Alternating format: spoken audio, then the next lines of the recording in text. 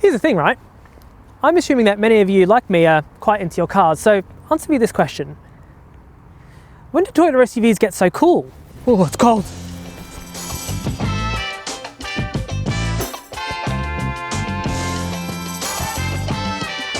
What you're looking at is the new Toyota CHR. This is the second generation version, and it sits in a segment that includes SUVs like the Nissan Qashqai and Hyundai Kona, with, as you might have already noticed, an extremely stylized body. While the last one also focused on its eccentric design, the new second generation CHR has arrived in the midst of Toyota's new focus on building cars that sell just as much on desirability as they do on practicality. This is evident in projects like its GR range. Oh, sorry for the beep, it's going to be doing lots of that. We'll get back to that in a second. This is evident in cars like the GR86 and the GR Supra and the GR Yaris, all of which are brilliant. In fact, Toyota's been doing the same thing with their off-roaders as well. I mean, the new Land Cruiser 250 is freaking awesome, and even the new Prius is pretty good. But the CHR is different to those cars because it's a car that's developed specifically for Toyota's European range. What that means is that the CHR is not only the right size for the UK, but it also comes with a set of really European-friendly engines. There are 2 hybrids and a plug-in, and all of them are really efficient without going for a full EV. In the UK, you'll be able to get your CHR with one of 2 hybrid engines, one 1.8 litre with 140 brake horsepower, and this more powerful 2 litre with 197 brake horsepower.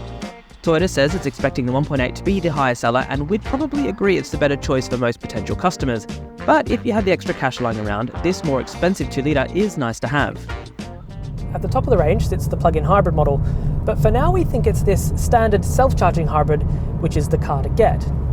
And whilst we're here, I think it's probably a good time to decipher what exactly a self-charging hybrid is. So a self-charging hybrid system is just Toyota speak for a traditional hybrid, or a parallel hybrid if I'm being specific. In this case, what it does is it pairs a small petrol engine and an electric motor that together power the front wheels. Now that motor draws power from a really small battery pack, which is good for both packaging and for weight.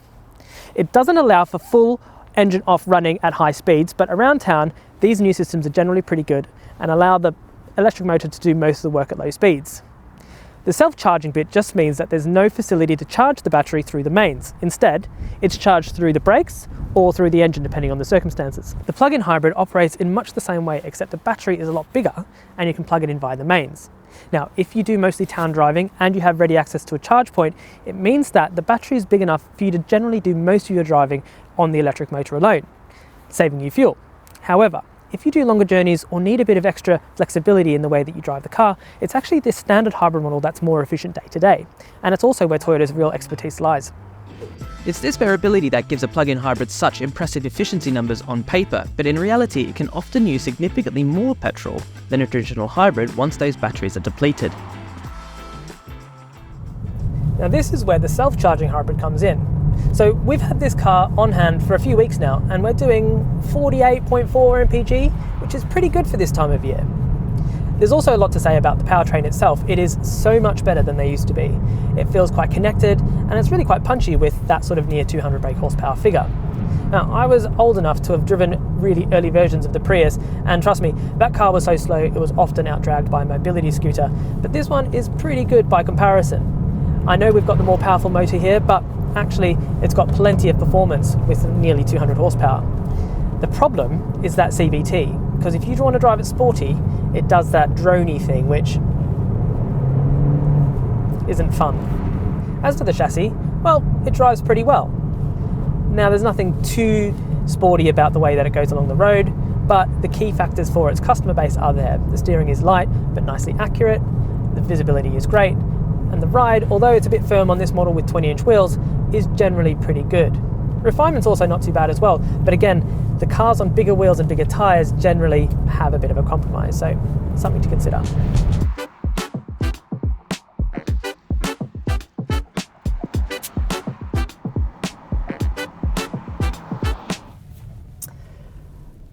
I also think it's probably a good time to talk about this car's interior, because this has got the best interior of any Toyota in recent memory, let's be honest. All the materials in here are so much better than the last one. Everything generally is soft touch, and there's lots of different textures despite the fact that this car's got quite a dark GR Sport spec interior. Not only is the design itself very slick, but for the first time, all of the digital interfaces feel properly integrated into the design. All models pick up this very slick and high-res infotainment screen, which is brilliant, and some form of digital instrument cluster. But being a car from 2024 means that there's some new safety inclusions that are a little bit annoying. Now, it has lane keep assist, which we've all experienced before, but from 2024, all new cars sold will have to have attention assist, which will beep at you if you turn your head slightly from the straight ahead, which is annoying, and also a speed limit awareness system, which will bong at you every time it changes speed and if you go over the speed limit. Now, of course, you can switch them off, but as I'll show you now, it does take a very long time, and there's lots of acronyms. There, it took that many presses to get it done, and it has to be done every single time. This isn't a problem just with Toyota, but there has to be a better way to do this because it's infuriating, even if you don't go over the speed limit. As well as all the new digital interfaces, Toyota has also maintained the physical aircon controls, which is very good news. Space up front here is pretty good, and visibility, surprisingly, is also very good as well. The scuttle is quite low, the door mirrors are large, and despite that weirdly shaped back window, it's actually quite large and quite deep.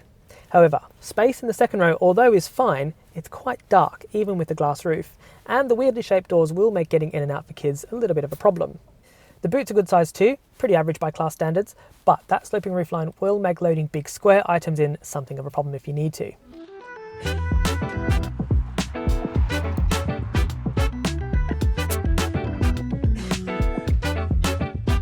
Much like the last one though, this car is all about its exterior design.